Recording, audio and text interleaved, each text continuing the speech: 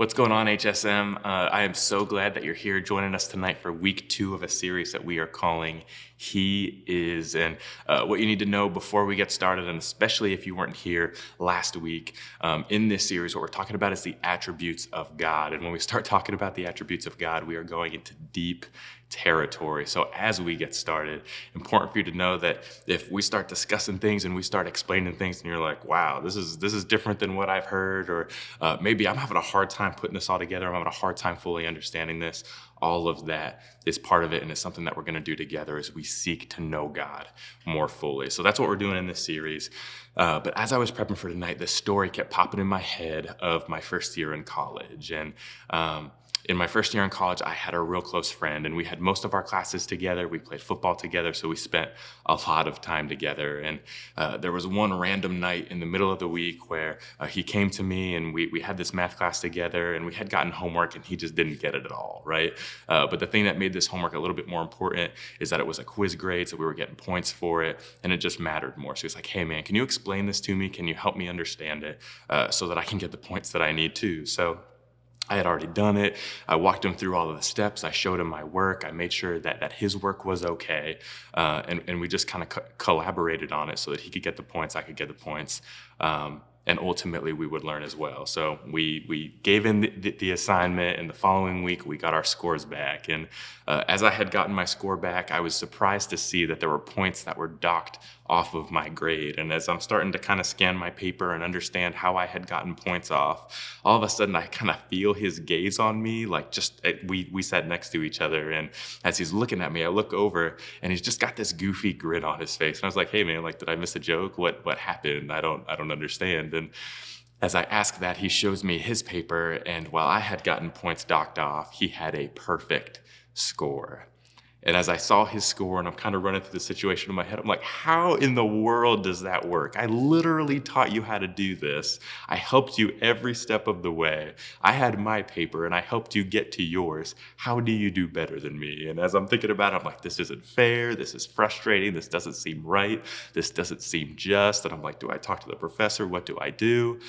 And all that's kind of bubbling up inside of me. And chances are you've had a similar feeling. And I don't know whether it happened at school or maybe on a sports team or maybe on a club. Could have happened in a lot of different places. But there are times that when we observe something and it doesn't seem to add up, it doesn't seem fair, it doesn't seem just, we just get frustrated, we get angry, something bubbles up from inside of us. And I don't think that's a mistake at all. In fact, I think that the reason that we feel that way is because we're made in the image of God. And here's the truth about God. Here's one of his attributes, and the one that we'll be talking about tonight.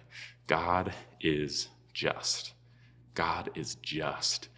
And because he is just and we're made in his image, when we see things that don't add up, when we see things that aren't fair, when we think that we've seen injustice, that's going to start to bubble up something in us too. And it's interesting to talk about justice because that's not one of those attributes of God that we have a tendency to gravitate to really quickly. And the reason for that is it can be difficult for us to think about God holding people accountable and making things fair, or disciplining or punishing people, or maybe even getting angry at sin. And oftentimes those things have a tendency to kind of fly in the face of the things that we often talk about when we talk about God. Things like his love and his kindness and his graciousness and his mercy and the fact that he's our friend. And we get all of these kind of descriptions of God, and we try and put them together in perfect balance, just like he does. And we have a hard time wrapping our head around that sometimes. But I think Psalm chapter 89, verse 14 puts it really well and really clearly as God exemplifies all of these things. And it says this: righteousness and justice are the foundation of your throne.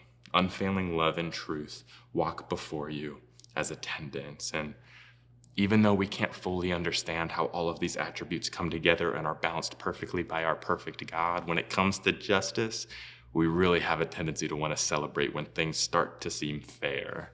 For example, If you've ever been driving on the highway and all of a sudden somebody cuts you off and you get real mad and like you kind of got to swerve out of the way in order to stay safe, and you're driving down the road just a little bit further and you see that they got pulled over and you kind of do your little dance behind the wheel. I don't know if that's ever happened to you before, or maybe you're taking a test and you know that someone was cheating because they were talking about it beforehand, and you get the grades back and they did it really well, but one way or another they got found out.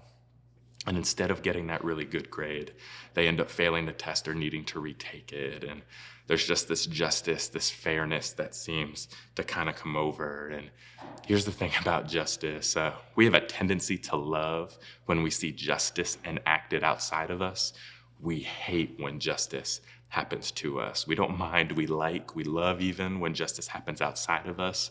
We have a tendency to hate when justice happens to us. And it reminds me of a friend that I had in high school, and the one day she came in and she was recounting a story of the night before where she was driving down the road that went straight down the middle of our town. And as she was driving, all of a sudden she saw the lights in her rearview mirror and she got pulled over for the first time with a speeding ticket.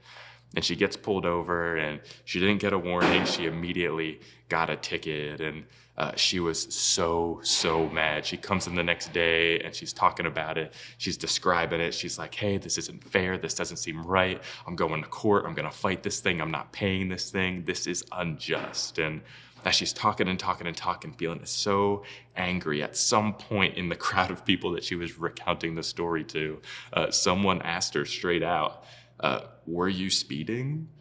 And she goes, yeah, I was speeding by 15 miles an hour, but that doesn't matter.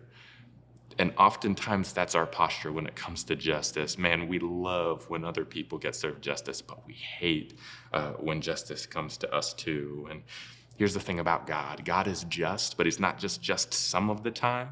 God is just all of the time. And because of that, there are consequences for sin. There are consequences for sin. And I think Hebrews chapter 2, verses 2 and 3 put it really clearly. For the message God delivered through angels has always stood firm, and every violation of the law and every act of disobedience was punished. So what makes us think that we can escape if we ignore this great salvation that was first announced by the Lord Jesus himself and then delivered to us by those who heard him speak? Did you catch it? Every violation of the law and every act of disobedience was punished. God is just, and he's just all the time. And I think we have a hard time understanding this. I think we have a hard time wrapping our heads around it because oftentimes we have the context all wrong.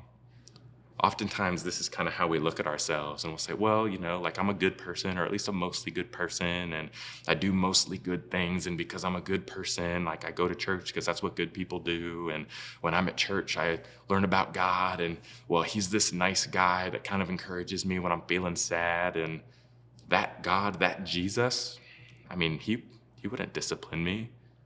He wouldn't act justice out. He wouldn't punish someone. He wouldn't get angry at sin. And me, like I'm mostly good, right? Like I don't deserve to be punished. But here's the truth. All of us are created and held accountable by a righteous and perfect and just God. And because of that, every day we miss that perfect standard that God sets for us. And every action that we take that isn't perfect, every thought that we have that isn't perfect, every intention that's in our heart that isn't perfect, it falls short of God's perfect standard. It's an act of rebellion against a perfect God. We deserve God's wrath. You deserve God's wrath. I deserve God's wrath. We're not perfect, but God is. And it's because of this. That's why it's so important what Jesus did when Jesus came down to earth and he paid the penalty for our sin so that we could have right relationship with him, so that he could be our friend. That's why what Jesus did is so important. That's why the good news is so important. And that's why Jesus is the hope of the world. So for those of us that have accepted that forgiveness from Jesus, for those of us that have chosen to follow Jesus, how do we exemplify, how do we respond to this justice that God has, this justice that he exhibits? And if I were to just summarize it and put it in a phrase, it would be this: we should reflect God's justice to the world. So how do we reflect God's justice in the world? There's a really easy, simple game plan that gets broken down in Micah chapter 6, verse 8. It reads like this: He has told you, O man, what is good, and what does the Lord require of you? but to do justice and to love kindness and to walk humbly with your God. I want to walk right through those steps because it's so helpful for us in understanding how we should respond to God's justice. It's do justice, love kindness, and walk humbly with your God. 1, do justice. Guys, don't be afraid to speak up. If you see something that seems wrong, if you're seeing injustice, it is totally appropriate and good for you to step into that situation, to investigate it, to advocate for people who need advocated for.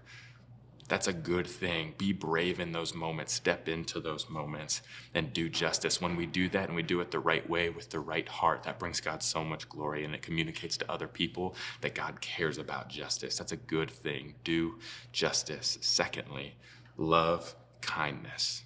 See, pursuing justice doesn't mean that we need to be an abrasive jerk. It doesn't mean that we need to be mean about it or rude about it. Remember, we talked earlier about how God balances all of these attributes in perfect harmony, where yes, he is a just God, but he's also kind and loving and gracious and good, and he balances all of these in perfect harmony, and that's what we're shooting for too. We won't hit it. We won't balance it perfectly like God does, but that is our pursuit so that we can exemplify who he is to the world around us. So do justice, but love kindness. It matters how we pursue justice. Do it the way that God does it. And then last but not least, walk humbly. The only way that we're going to be able to live out the boldness that justice requires and the grace that love requires of us is if we're walking humbly with God. As we pursue justice and we pursue kindness, we're not always going to get it right. That's part of life. But when we keep an open-handed posture with God and allow him to open our eyes to what's going on around us and not just change the world, but also change us from the inside out, God's going to use those situations to help you understand him more and help you understand yourself more and ultimately make you more like him. So how do we respond to God's justice? We do justice, we love kindness, and we walk humbly with our God.